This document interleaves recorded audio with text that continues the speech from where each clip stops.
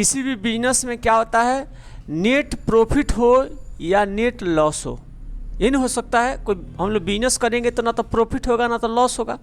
तो जो net profit या नेट लॉस होता है उसको क्या बोलते हैं, बिजनेस में प्रॉफिट एंड लॉस से निकलता है। किससे निकलता है, प्रॉफिट एंड लॉस से निकलता है। कोई बिजनेस में नेट प्रॉफिट होगा या नेट लॉस होगा, उसको कहाँ से हम लोग निकालेंगे, प्रॉफिट एंड लॉस से निकालेंगे असल में।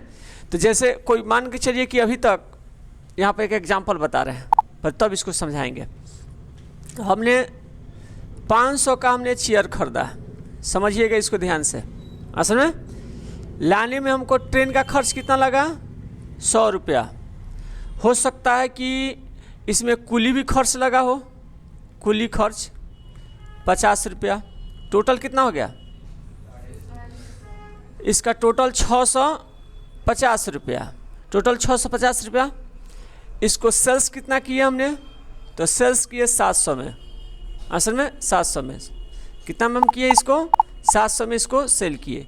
तो हमको कितना फ़ायदा होगा, ये सामान बेचेंगे तो 50 रुपया हमको क्या हो गया, ये ग्रॉस प्रॉफिट हो गया। क्या हो गया, ग्रॉस प्रॉफिट। ये निकलवा दिए हैं आपको कहाँ से, तो ट्रेडिंग अकाउंट से बताए होंगे, ये ट्रेडिंग से निकाले होंगे जो व्यापारी खाता होता है असल में। तो जो 50 रुपया हमने जो बिजनेस में हम कमाए थे, जो हमको लाभ हुआ है, अब उसी के बाद हमको तो और खर्चा था इसमें।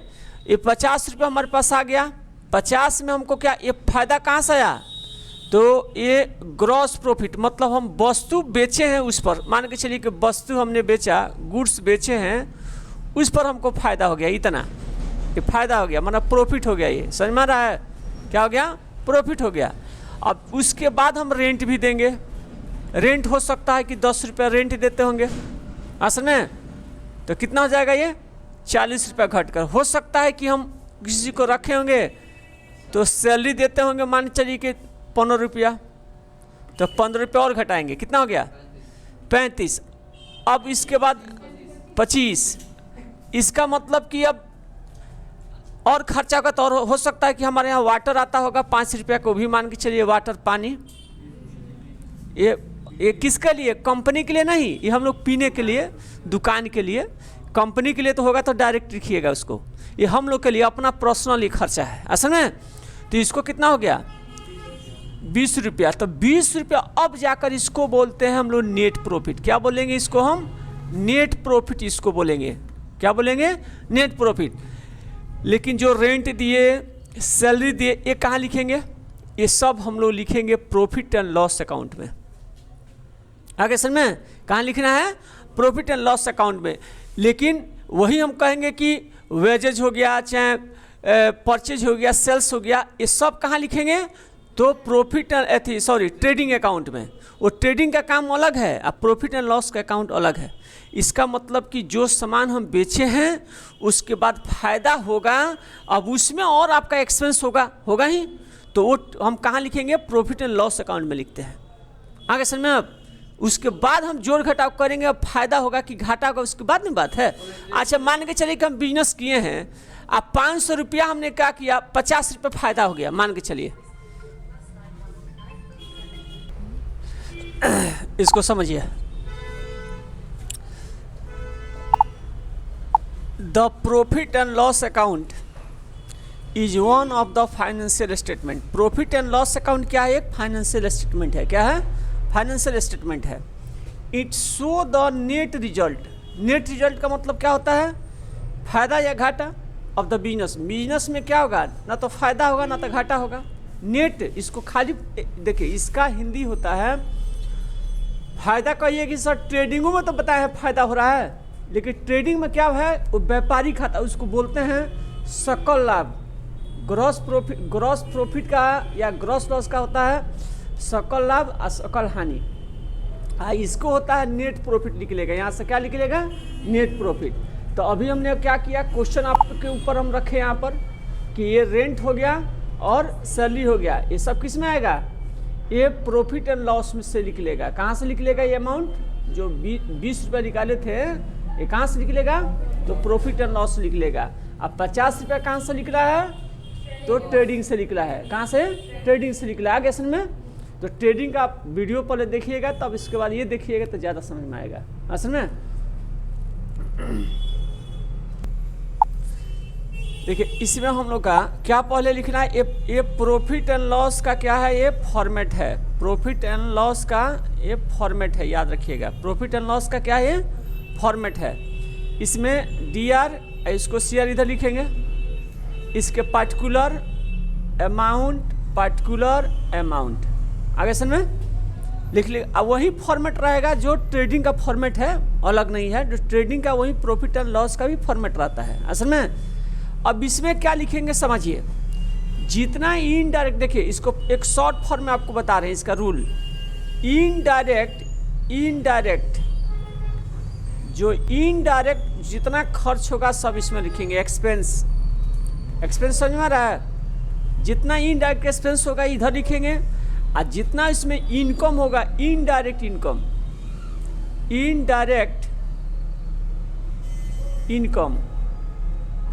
इनकम जितना रहेगा उसको इधर लिखेंगे। आगे समझ में। अब उसी को क्या करेंगे, बराबर करेंगे। अब कौन कौन इसमें आता है ये आपको अभी हम डिफाइन करेंगे एक एक के बारे में।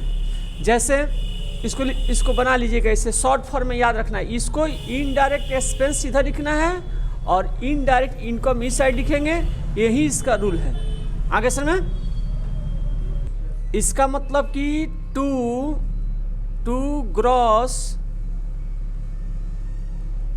ग्रॉस लॉस अकाउंट यहाँ लिख लेंगे, क्योंकि हमारा एक खर्च टाइप का हो गया, नहीं समझे। लॉस हो गया तो इसका मतलब अब क्या करेंगे, रोने गाने से आने वाला तो नहीं है, तो गया आपका असल में। तो लॉस हो गया, इसको इधर लिखेंगे। अब वही हमको प्रॉफिट होता तो ग्रॉस प्रॉफिट होगा तो किधर लिखेंगे, ग्रॉस प्रॉफिट होगा तो इसको कहाँ लिखेंगे, CR साइड में लिखेंगे, ग्रॉस प्रॉफिट। अभी हम बताए हैं रूल, बताए थे रूल, क्या बताए थे कि जो भी आपको इनकम टाइप का होगा उसको CR साइड लिखिएगा, और जो एक्सपेंस होगा उसको DR साइड में लिखेंगे। तो इसमें कौन दिक्कत है, वो फायदा नहीं आपका। आगे समझ में।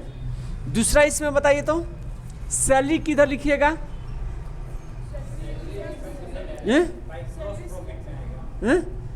अरे ग्रॉस प्रॉफिट का नहीं हम पूछ रहे, इसमें DR में आएगा के CR में आएगा, DR साइड में आएगा। सही बोल रहे हैं। सैलरी तो हमारा इनडायरेक्ट एक्सपेंस है, बताए थे नहीं, ये इनडायरेक्ट एक्सपेंस कहाँ लिखेंगे, ये देना ही है आपको। जैसे हमारे यहाँ मान के चलिए कि कोई झाड़ू मारने वाला है, चाहे हो सकता है कोई पानी पिलाने वाला होगा, सबका सैलरी देंगे ना। ये कोई हो सकता है कि हमारा ऑफिस साफ करने वाला भी होगा, तो सबको सैलरी देना है। तो टोटल हम कहाँ देंगे, लिखेंगे ये सैलरी वाला DR साइड में लिखेंगे। ये हमारा एक्सपेंस है, नहीं समझ में आया। और नहीं रहेगा तो अपना से झाड़ू मारिए, है कि नहीं, सब बचेगा, नहीं बचेगा। और मान लीजिए आपको दुकान बंद होने वाला है, आप 5 गो स्टाफ पे रख दीजिए, सैलरी दिला नहीं रहा, तो आपको झाड़ू मारना ही पड़ेगा।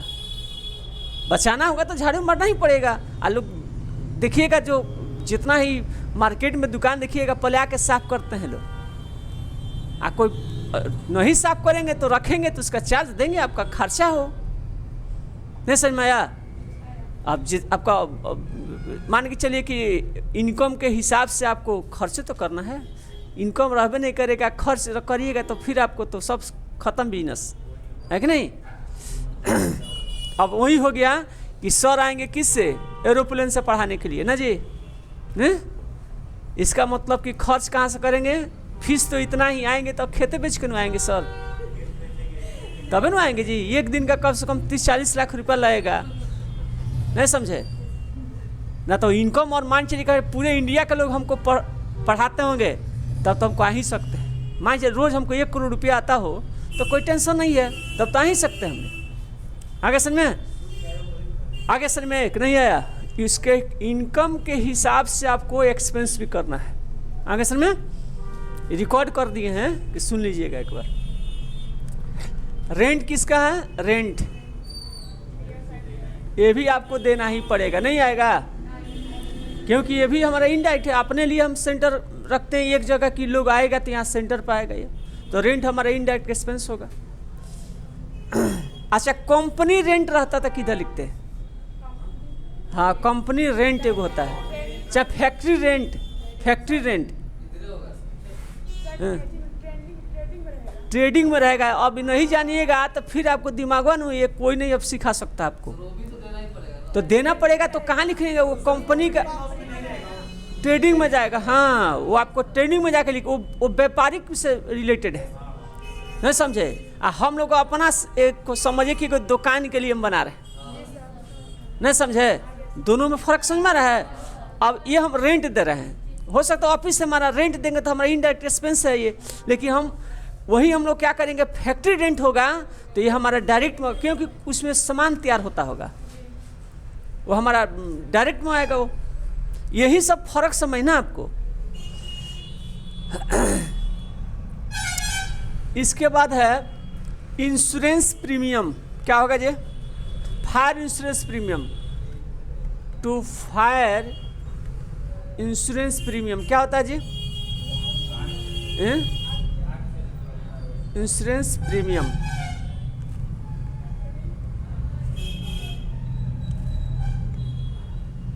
फायर इंश्योरेंस प्रीमियम ये क्या है?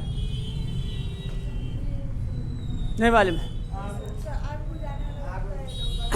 जैसे मान के चलिए कि दुकान हम लोग किए हैं, तो कहीं आग लग जाए तो मान चलिए कि 2 लाख का हमारे पास 2 करोड़ का, 2 करोड़ समझ में रहा है? 2 करोड़ का हम क्या किए? हमारे पास बिजनेस है, कपड़े की दुकान है हमारा, 2 करोड़ लगा दिए। अब मान चाहिए आगे तो अगरबत्ती दिखाए, रात में गए उधर जल के राख हो गया। अब मान चाहिए आप तो रोड पर आ जाइएगा, है कि नहीं? तो इसका मतलब कि फायर इंश्योरेंस प्रीमियम का मतलब होता है कि आग से जल जाएगा तो इसका प्रीमियम करा कर रखेंगे कि भाई 2 करोड़ का सामान हमारा है और जल जाएगा तो भाई उसमें आपको कुछ मनी हमको देना पड़ेगा। जैसे इंश्योरेंस बाइक का नहीं होता है, जो कार का होता है, हाँ, जैसे जलत है ये, तो जब बाइक आपका गुम हो जाएगा, कोई चोरी कर लेगा तो आपको मिलेगा जो भी उसका जो जैसे 10,000 20,000 जितना उसका लगता है कि हाँ इसका आना चाहिए, नहीं समझे?